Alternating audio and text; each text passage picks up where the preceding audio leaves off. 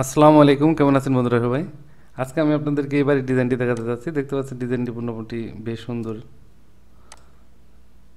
যারা 2 বেডরুমের বাড়ি করতে যাচ্ছেন তাদের এই ডিজাইনটি ভালো লাগতে পারে।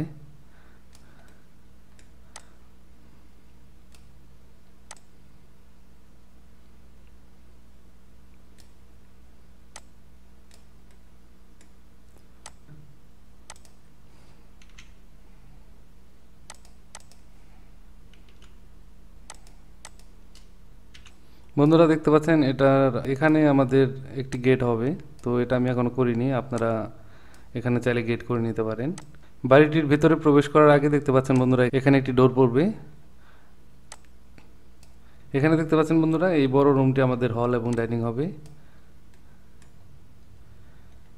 এই রুমটি এখানে এই ছোট রুমটি দেখতে পাচ্ছেন এটা আমাদের কিচেন আর 2টি বেডরুম।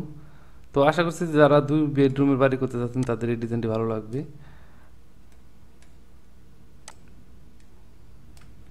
এটার ফ্লোর প্ল্যানে চলে যাব। এটার ফ্লোর প্ল্যান দেখতে পাচ্ছেন বন্ধুরা এখানে 3D তে আপনারা দেখতে পেয়েছেন এখানে গেট করা নেই, তো আপনারা এখানে চাইলে একটি গেট করে নিতে পারেন। এখানে দেখতে পাচ্ছেন বন্ধুরা আমাদের লিভিং এরিয়া, এখানে ডাইনিং। ডাইনিং এবং লিভিংয়ের জন্য কিন্তু মোটামুটি বেশ খোলামেলা জায়গা আছে দেখতে পাচ্ছেন।